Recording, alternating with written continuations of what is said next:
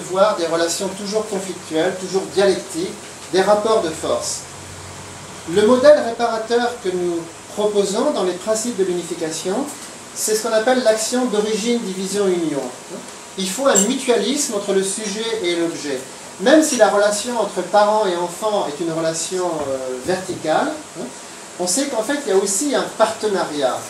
Il faut que les parents puissent, et même dans une entreprise, c'est normal qu'il y ait un patron et des ouvriers, mais il faut arriver à déléguer, il faut intéresser l'objet, il faut le faire participer.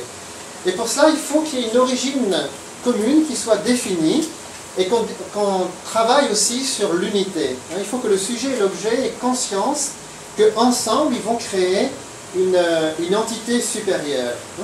Donc si ces conditions sont réunies, il y a des chances que la réparation puisse se faire. Alors concernant notre premier but dans la vie, c'est surtout une affaire de réconcilier notre esprit et notre corps. En fait, il y a beaucoup de gens qui deviennent très autoritaires avec les autres parce que déjà en eux-mêmes, il y a un manque, je dirais, d'harmonie entre l'esprit et le corps. Il y a un certain mal-être qui entraîne ensuite un mal-aimé. Et beaucoup de personnes, finalement, quand elles réfléchissent sur leurs difficultés affectives, les conflits qu'elles ont avec les autres, c'est souvent parce qu'elles ont des conflits en elles-mêmes. Ça, c'est pas très facile à voir. On identifie souvent les conflits qu'on a avec les autres, et de là, en voir la racine en nous-mêmes, c'est pas toujours facile. Donc, il faut arriver à retrouver l'harmonie entre l'esprit et le corps. Dans les principes d'unification, on dit que le corps, dans les meilleurs moments, est comme un second esprit. Dans les meilleurs moments de la vie, on ressent vraiment que notre corps n'est pas un ennemi, n'est pas le diable, mais que c'est au contraire le meilleur ami de l'esprit. Tout à l'heure, à cette table, il parlait de faire du sport. Et souvent, c'est vrai que les sportifs sont des gens qui ont une réelle amitié entre l'esprit et le corps.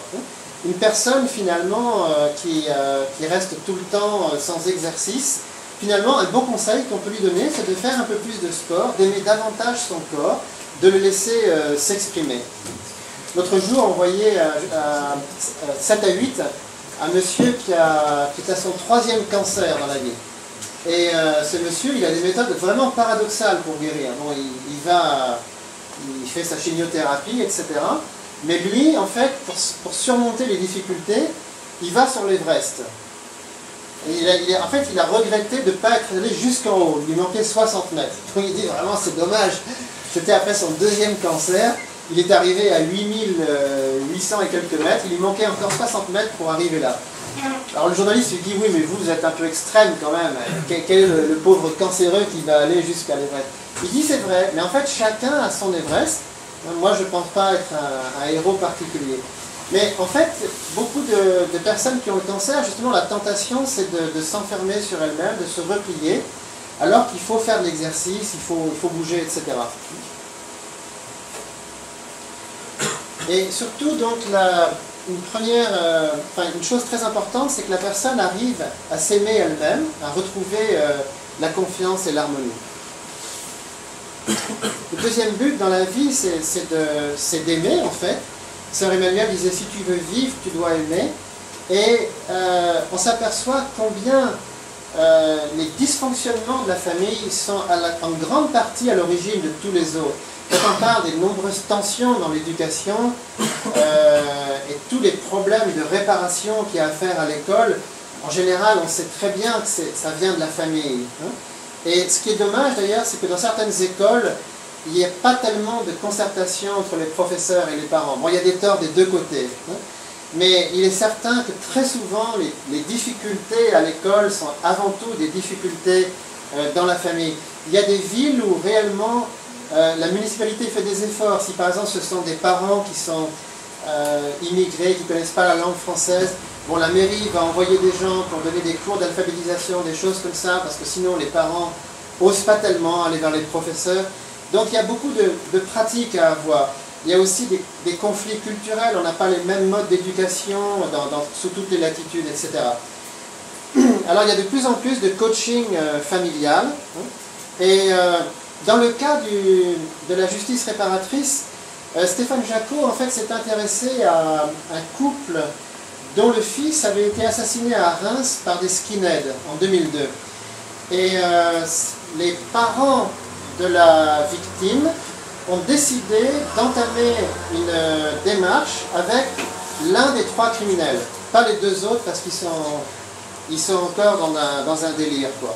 Néo-nazis, enfin ils n'ont toujours pas changé en 8 ans. Mais l'un des 3 a dit vraiment je regrette tellement de m'être laissé entraîner un soir dans cette affaire terrible. J'aurais jamais voulu tuer un jeune homme, c'est vraiment affreux ce que j'ai fait. Et donc les parents ont commencé cette démarche. Quand j'ai parlé avec Marilyn Karzazi l'autre jour, la secrétaire de M. Jacot, elle m'a dit que en fait ce couple n'aurait jamais fait cette démarche s'ils n'étaient pas aussi unis comme mari et femme. Elle m'a dit que c'est vraiment ça leur secret, c'est qu'ils ont une telle unité dans leur couple, une telle complicité, que réellement, c'est ça qui a touché aussi le coupable. Il n'a jamais vu des couples qui s'aiment comme ça. Et pour lui, ça a été un déclencheur très très fort. Ce skinhead, c'est quelqu'un qui avait des repères familiaux très très vagues, je suppose.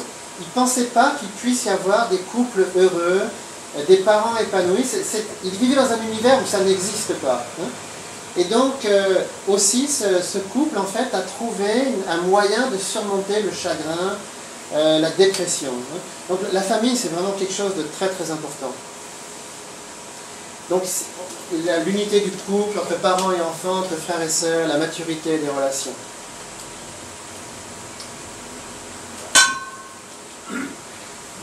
Et le 3e but dans la vie, c'est de bien faire les choses.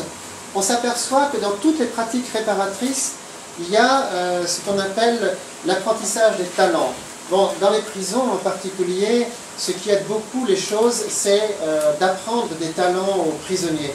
J'ai vu une fois un reportage intéressant sur des prisonniers américains. C'était vraiment des durs à cuire, imperméables à toute morale. On a beau essayer de leur dire des choses de base, impossible de les intéresser à ça. Alors, ils ont eu une idée, c'était de donner à ces durs à cuire un petit jardin avec des petites plantes. Ils devaient semer des petites graines et laisser pousser. Alors certains ont dit, mais ça c'est de la bêtise. C'est vraiment de l'angélisme pur et simple. Avec des brutes comme ça ne va jamais marcher. Eh bien si. En fait, ces grands criminels étaient intéressés de voir comment les plantes poussent. Ils se sont intéressés à ça. Au début, ils faisaient n'importe quoi, en fait. Ils saccageaient le jardin, etc. Et puis finalement, ils y ont pris goût. À la grande surprise de leurs éducateurs, ils ne pensaient jamais que ça allait les intéresser autant. Et après l'expérience avec les plantes, ils ont essayé plus dur, une expérience avec des animaux. Ils leur ont confié des animaux. Et là aussi, au début, c'est pareil, ils avaient tendance à faire un peu n'importe quoi avec les bêtes. Et finalement, petit à petit, ils sont passés du stade végétal au stade animal, en fait. Et on s'est aperçu que, à travers ça, ces gens, en fait, qui étaient de véritables brutes, petit à petit, se sont ouverts à une leçon de morale. De temps en temps, ils commençaient à écouter quelques petits conseils. Et donc ça, c'est des choses intéressantes, parce que souvent, on oublie le faire. On pense qu'il suffit de dire les choses aux gens, enfin, comment ne comprennent-ils pas, ils ont une conscience quand même. Et parfois, il faut faire des toutes petites choses à certaines personnes pour les remettre sur les rails. Vous savez aussi que, par exemple, pour les prostituées ou des femmes, en fait, qui ont été livrées au commerce sexuel, eh bien, la plupart des éducatrices leur apprennent des talents. C'est pas simplement leur donner de l'affection, mais apprendre un petit métier, des petites choses comme ça, avoir confiance en elles. Donc ça, c'est très important. Si certains d'entre vous avaient des talents, même si vous ne vous sentez pas des rôles forcément très très réparateurs, vous ne voyez pas trop en arbitre, vous pouvez apprendre à chanter, à faire des choses à certains de vos camarades, et peut-être ça leur fera beaucoup de bien. Alors c'est vrai qu'il y a une contradiction fondamentale dans l'être humain, entre une partie bonne en nous qui nous dit tu dois faire ceci, et une autre partie qui dit je ne veux pas. Et quand on insiste un petit peu, finalement, cette partie mauvaise devient de plus en plus virulente et va dire tu ne peux pas, crétin.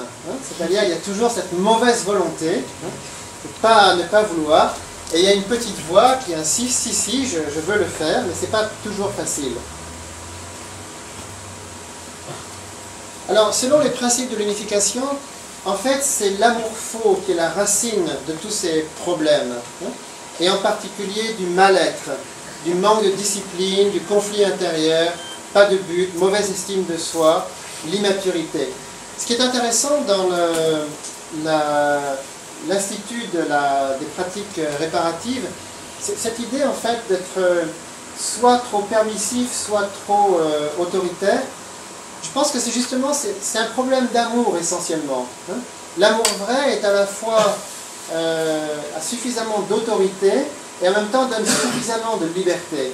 Et je pense que si on pose le problème en termes d'amour, ça peut beaucoup aider. Il y a beaucoup de gens en fait qui voudraient se changer mais qui sont trop durs avec eux-mêmes. Hein. Et à force de se donner à eux-mêmes des leçons de morale, de s'imposer des devoirs inaccessibles, finalement ils n'arrivent pas à changer. Ou alors au contraire des gens qui sont trop gentils avec eux-mêmes, hein, ils sont trop indulgents avec leurs faiblesses. Donc il faut arriver à trouver l'équilibre. Alors les dysfonctionnements dans la famille, le mal-aimé, tout ce qui est mésentente, discorde, échec affectif, on sait combien ces problèmes familiaux ont d'énormes retentissements ensuite. Une personne qui n'a pas trouvé sa place dans sa famille risque ensuite d'exporter ces problèmes partout ailleurs, d'avoir des conflits avec ses supérieurs ou avec ses subordonnés, avec ses frères et sœurs. Tout à l'heure, il y a une personne qui est passée par là, elle a vu réparateur, elle